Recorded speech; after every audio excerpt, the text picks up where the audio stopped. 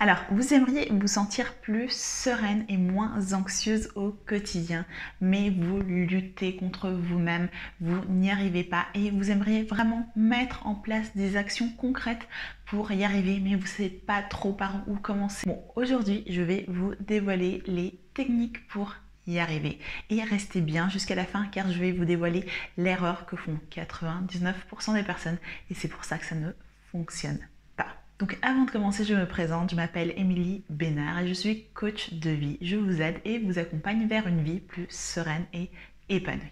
Avant de commencer, n'oublie pas de t'abonner en cliquant ici en bas à droite pour recevoir toutes les notifications de mes prochaines vidéos. Alors, la première chose, c'est vraiment de donner de la force à votre pourquoi. Donc, vous savez déjà que vous voulez avoir une vie plus sereine, avec moins d'anxiété. Mais il faudra avoir encore plus de clarté, car la clarté va donner de la force. Donc, c'est déjà d'établir quelles sont les conséquences concrètes de cette anxiété. Donc ça a une conséquence peut-être sur vos relations interpersonnelles, peut-être que vous êtes un peu plus sensible, plus irritable, c'est une conséquence sur votre travail, vous êtes moins productif, vous avez de mauvaises relations avec les autres personnes, c'est une conséquence avec votre famille, c'est une conséquence sur votre bien-être physique tout simplement, sur votre santé. Voilà, donc c'est vraiment d'établir clairement quelles sont les conséquences, car cela va vous permettre d'avoir un pourquoi encore plus puissant. Et quand vous avez une raison profonde, eh bien, vous pouvez mettre en place des actions plus facilement et plus concrètement. Après cela, c'est aussi d'avoir une prise de conscience. Et en fait, si vous en êtes là aujourd'hui, c'est que finalement, il n'y a pas forcément eu des actions pour faire évoluer les choses. Ou peut-être qu'il y a eu une intention ou quelques petites actions, mais elles n'ont pas été suffisamment fortes pour vraiment lutter, pour vraiment apporter une solution à cette anxiété. Et vous l'aurez bien compris, ça ne se fait pas du jour au lendemain, donc il faudra mettre en place une routine, une habitude quotidienne pour pouvoir lutter contre cela. Je suis une ancienne anxieuse et donc c'est pour ça que je sais comment faire en fait pour y arriver. Donc la première chose, c'est de regarder qu'est-ce qui va vous servir le plus, car il y a beaucoup de choses, mais vous ne pouvez pas toutes les faire, car sinon vous allez être submergé par cela et au final ça va être plutôt contre-productif.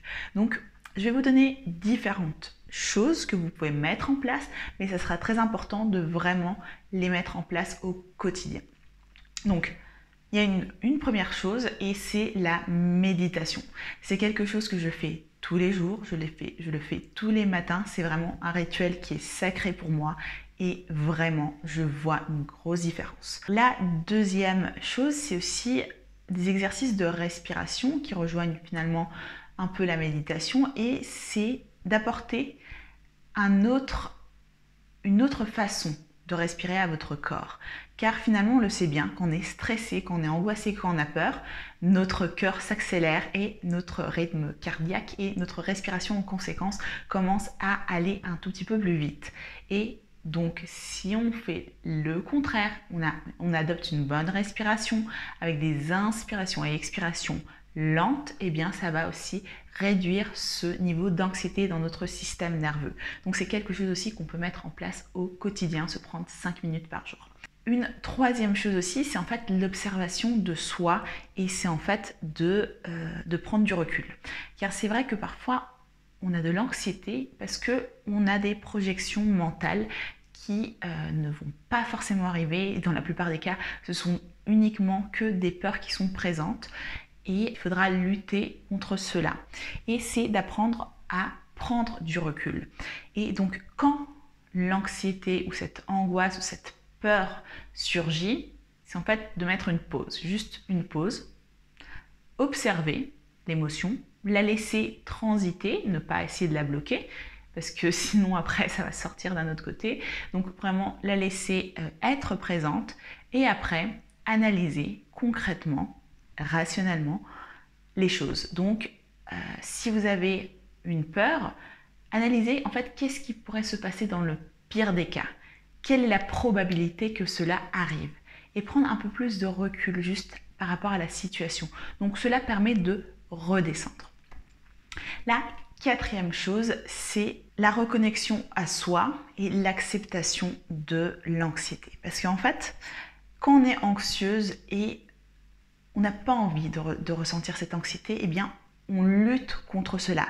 Donc, déjà au fait d'être anxieuse, s'ajoute une lutte interne qui augmente ce niveau d'anxiété et s'ajoute en plus cette couche du mental qui se dit « je suis anxieuse, je suis anxieuse ». Donc, de passer de cette anxiété, on passe à ça quand on ne l'accepte pas et à ça qu'en plus on se juge et on met toute notre attention sur cette anxiété. Je ne sais pas si ça vous est déjà arrivé par exemple d'avoir mal à la tête et de vous concentrer sur ça, de vous dire j'ai mal à la tête et vous sentez en fait que vous avez encore plus mal à la tête. Mais à un moment il y a quelqu'un qui arrive, qui commence à parler avec vous, qui vous fait des blagues et en fait pratiquement le mal de tête disparaît ou en tout cas il se réduit et vous vous concentrez sur autre chose. Et bien c'est un peu pareil avec l'anxiété. Si vous vous concentrez uniquement sur ça, vous allez le faire grandir. Donc c'est déjà de l'observer, de l'accepter et de se dire en fait que c'est voilà, une réaction qui est présente, mais ne pas essayer de le contraindre. Donc cela va permettre déjà de lâcher un peu prise et de diminuer un peu le sentiment d'anxiété. Après, il y a aussi le fait de pouvoir aller chez un psychologue, chez quelqu'un qui vous écoute, qui arrive à détecter les raisons profondes. Parce qu'en fait, si l'anxiété est présente, c'est qu'il y a des raisons. Peut-être que vous n'êtes pas aligné avec votre vocation, peut-être que vous êtes en train de faire un travail qui ne vous plaît pas et vous ressentez de l'anxiété parce que vous savez que vous n'êtes pas au bon endroit et que vous allez continuer comme ça et qu'en fait les 10 prochaines ou 15 ou 20 années, vous allez le passer à faire quelque chose qui n'est pas aligné avec vous. Donc inconsciemment, il y a cette anxiété qui surgit. Donc c'est de trouver le pourquoi aussi, pourquoi elle est présente pour arriver aussi à la combattre en profondeur. Bon, en tout cas, il y a beaucoup de choses, il y a aussi la sophrologie, mais ce que je vous invite à faire, c'est de faire un peu le tri. Donc déjà, faites des recherches sur internet, vous trouverez tout ce qu'il faut et regardez ce qui intuitivement vous parle le plus. Essayez plusieurs choses en fait. Testez, c'est un peu comme des glaces, on teste plusieurs goûts, on regarde lequel nous plaît le plus. Et en fonction de votre ressenti aussi, vous verrez ce que vous allez pouvoir mettre en place plus facilement. Et après, c'est vraiment une habitude à mettre au quotidien. Car on a, on va dire, des voies neuronales aussi qui s'orientent parfois toujours dans une direction. Donc, il y a une situation, ok, je vais prendre cette voie. Et à partir du moment où on coupe, on stoppe cette voie-là, et on commence à créer une autre voie, eh bien on commence à réguler un peu cela. Donc voilà, c'est vraiment important de pouvoir mettre des habitudes pour contrer cela.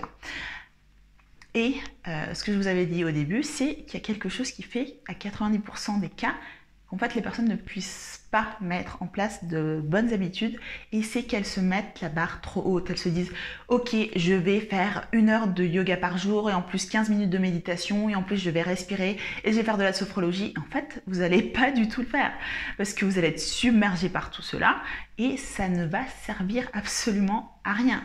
Donc c'est mieux de se fixer un objectif, quelque chose qui soit réaliste, qui soit atteignable et commencer par peu, même par très peu.